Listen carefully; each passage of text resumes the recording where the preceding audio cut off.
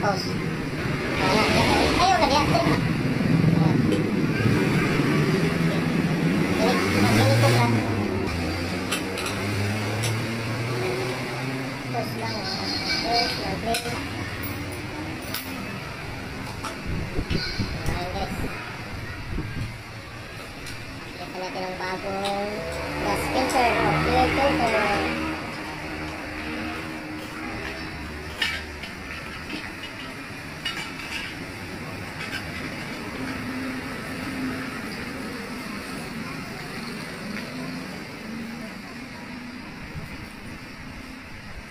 Palitan natin ng bagong gas filter at fuel pump o-ring. Okay, palitan guys. Also,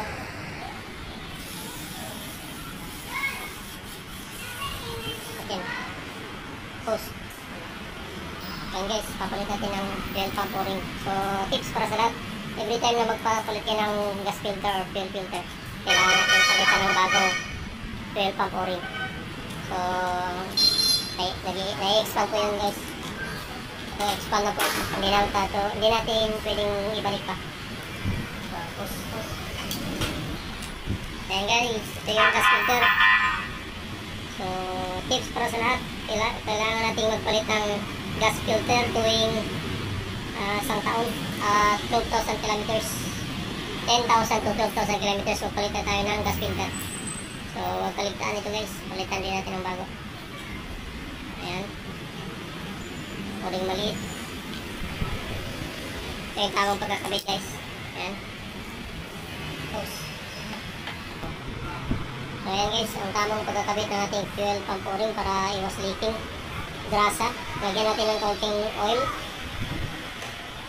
Ayan. Tapos haluin. Tanggalin.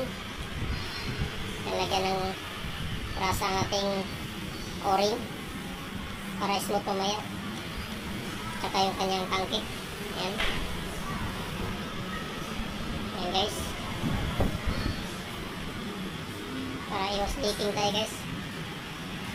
Para maayos ang pagka-sitting nito.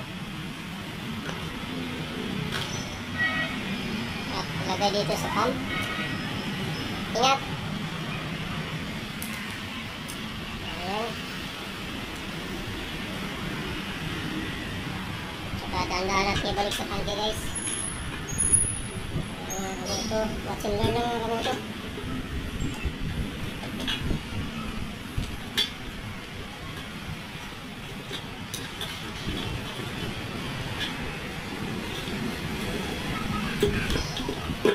Yan o.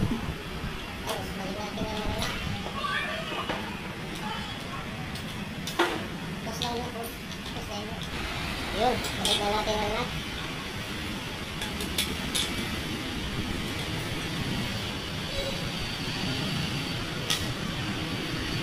Tayin muna.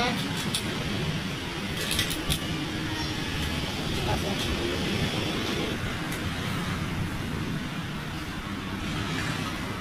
Guys, dapat pantayin natin para maayos yung pagka-fitting ng ating oil pump o-ring.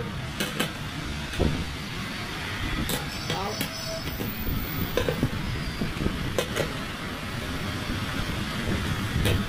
Kailangan maiupo natin ng dahan-dahan guys.